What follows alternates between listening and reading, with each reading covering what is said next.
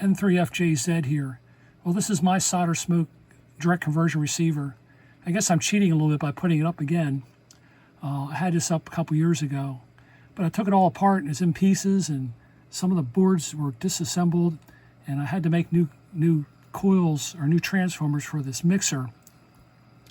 And I was going through my junk box and I seen pieces. I felt kind of sorry for it. So I brought all the pieces back out, made new transformers for the mixer, and then I re-soldered everything back together, put the boards back together, and here it is again. Here I'm using a McDonald's drink straw for the coil, and I have it clamped down at the bottom here, just with little strain reliefs and a 632 brass screw clamped in there. And also added a fine tuning control with a varactor. Well, actually, it's a 1N4007 diode as just a fine tuning control. But I find it, having this clamped down tight now, I'm able to tune it with just the PTO. Here's the bandpass filter,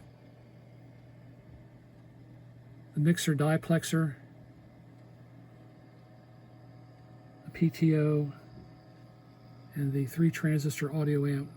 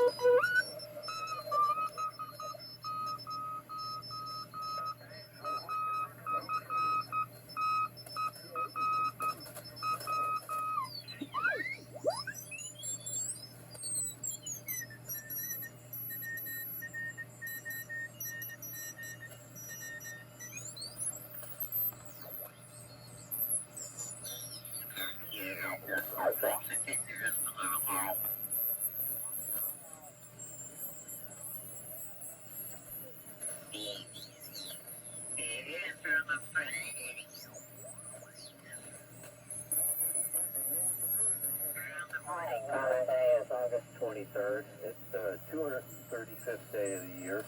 You're tuned into 7.153 megahertz. This is the Treasure Coasters Net. And this is Kilo 4 Juliet Tango Ron Romeo Oscar November, transmitting out of Raleigh, North Carolina. I have the pleasure of hosting today's net. At over 63 years old, the Treasure Coasters Net is one of the oldest daily nets on ham radio. The original purpose of the net was so that locals on the Treasure Coast of Florida could keep in touch with friends and family as they moved around the country.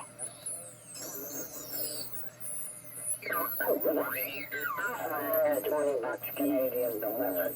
Roger, roger.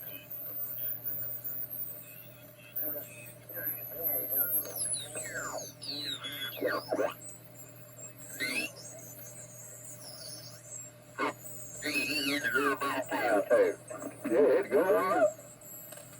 Well, they advertise people bought it and drove, man. Yeah. Remember that guy that used to advertise the Sham Wow? Remember that guy? Yeah. Yeah, that was funny. Yeah, he got picked for some stupid thing. He was, Yeah.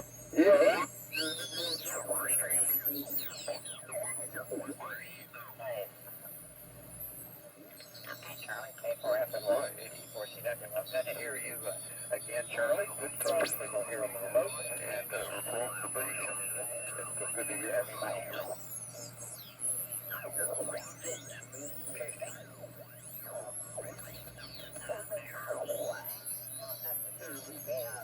A blizzard, but we'll have enough snow to play around with. I know me. Yes, I can blame Mike. I'll say the same thing.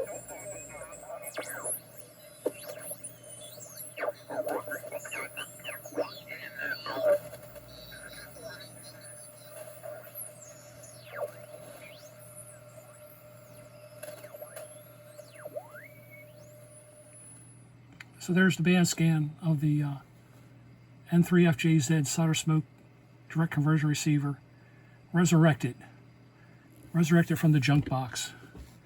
And I don't know, I sort of feel sad when I see old projects sitting in a box. I have to pull them back out and reassemble to where they were in their glory. So, 7-3 everyone, N3FJZ.